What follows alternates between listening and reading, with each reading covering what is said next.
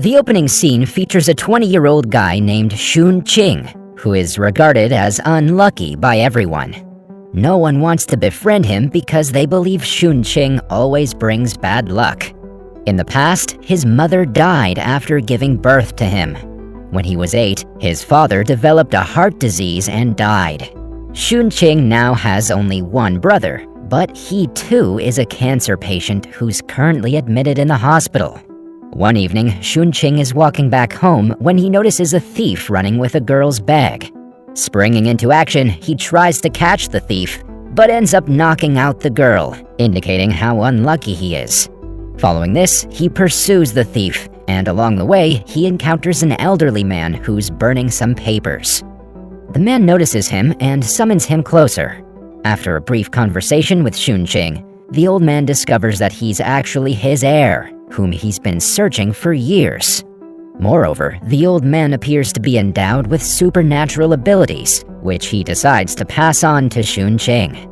He also uses cognitive magic on him, claiming that he's giving him golden eyes that will help Shun Ching only if he uses them for good, or else he will be destroyed.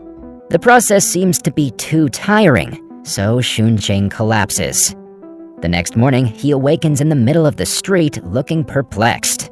On the other hand, we're introduced to a fat guy named Liu, who is Shun Ching's only friend. Liu's grandmother owns a small bookstore where Shun Ching frequently goes to help. In the next scene, we see an auctioneer conducting an auction for a precious dragon stamp of the Qing dynasty. But before presenting the treasure on stage, a lady named Etiquette replaces the original stamp with a fake one. She then conceals the original stamp inside a book and glues it beneath the table, intending to retrieve it after the auction concludes. A short time later, a cleaner finds the book and considers it garbage, prompting him to throw it away. Coincidentally, the book arrives at Liu's grandmother's bookstore, and Shun Ching purchases it. When he gets home, he eats with his sister-in-law, who's made dumplings for him. In the meantime, he notices his sister-in-law's sadness, and soon discovers that it's due to their poor financial situation.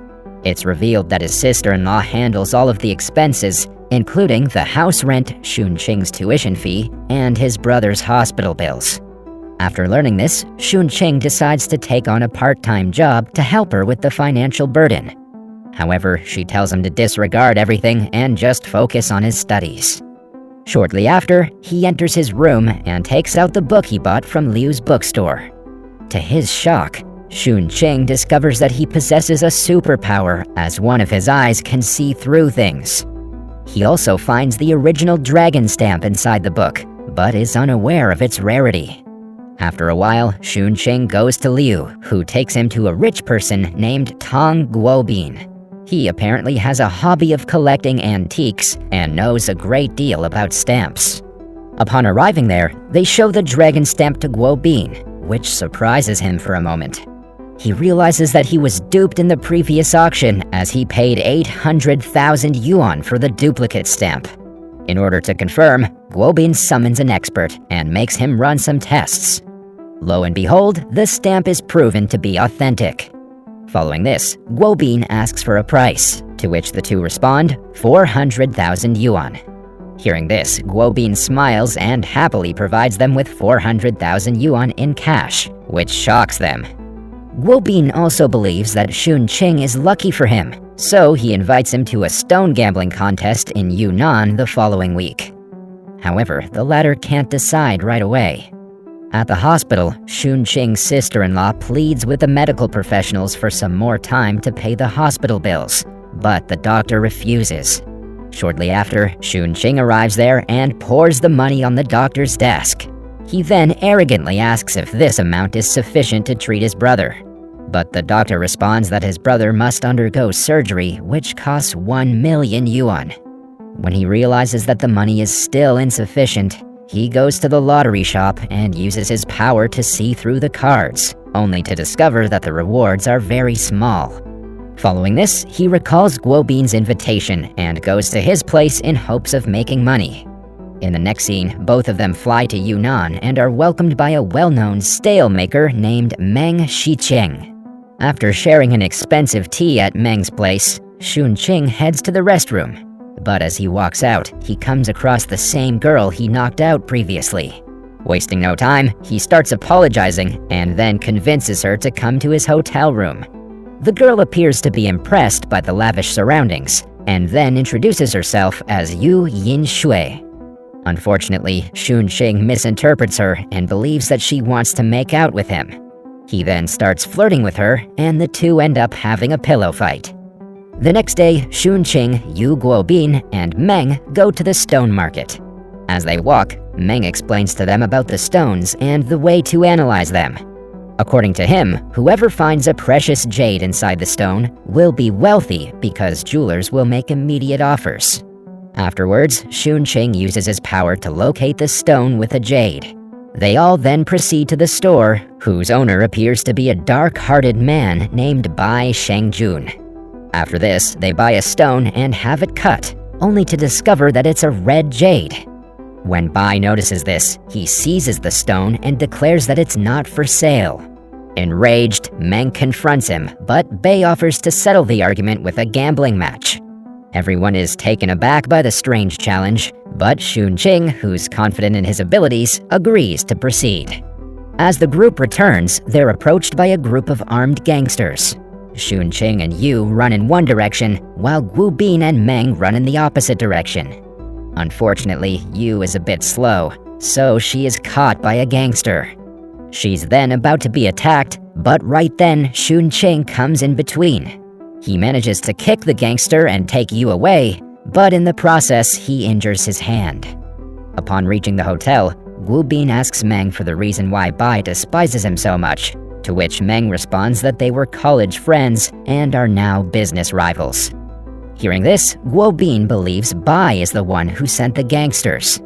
On the other hand, Yu looks after Shun Qing, and their bond appears to be growing stronger.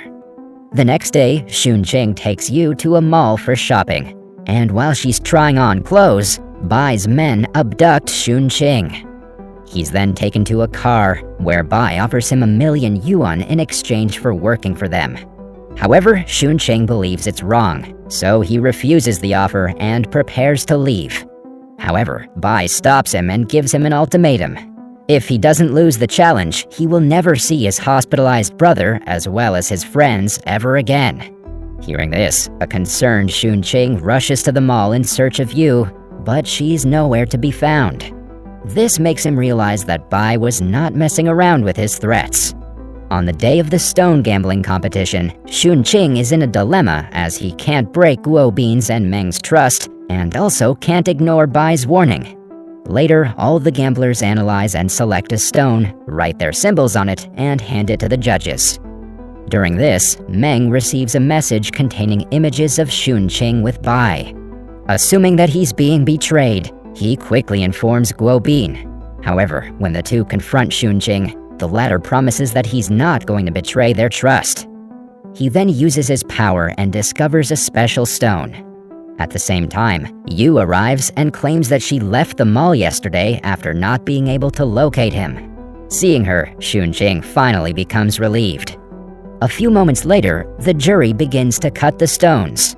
While cutting Bai's stone, they discover a rare diamond-shaped jade. Meng is saddened by this, believing that Bai will win the competition as it is a precious jade that's used to carve Buddhist artwork.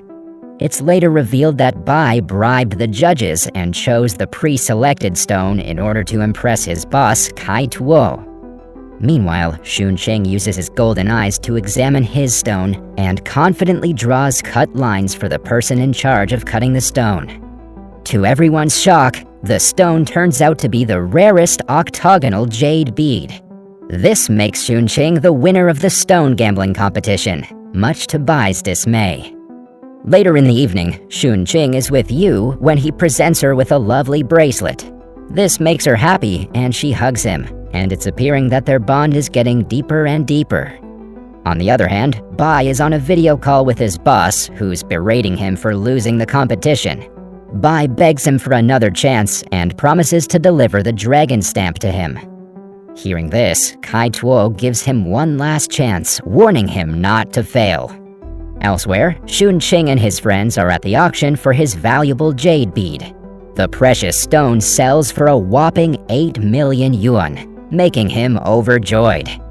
After the auction, Guo Bin walks onto the stage and displays 2 dragon stamps. He rips the fake one in front of everyone, emphasizing that there is only one dragon stamp.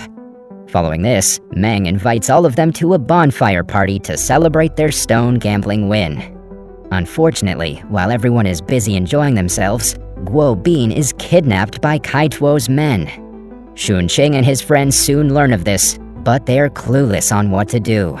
Just then, Xun Qing receives a call from Kai Tuo, informing him that Guo Bin will only be released in exchange for the dragon stamp. Afterwards, Bai visits his boss's place and apologizes for his failure. Kai Tuo claims that he lost 80 million yuan because of Bai and orders him to pay back.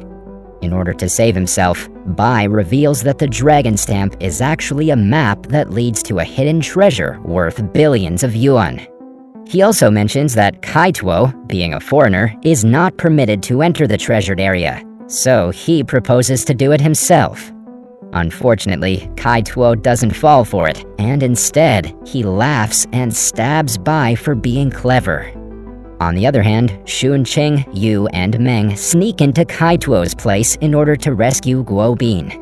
They work together to defeat the guards and make their way inside. Unfortunately, they notice that Guo Bin is in a cage with a time bomb attached to it. Xun Qing tries to defuse the bomb with his powers, but he's unable to focus. Just then, Kai Tuo walks in and holds them at gunpoint, demanding the stamp. Xun Qing innocently obliges and asks him to release Guo Bin. However, Kai Tuo refuses, claiming that only the dead keep their promises. Just when all hopes seem to be lost, Yu distracts Kai Tuo with her bracelet, and the other 2 grab his gun. Simultaneously, the police also arrive and arrest Kai Tuo and his gang. In this way, the bad guys are finally put behind bars.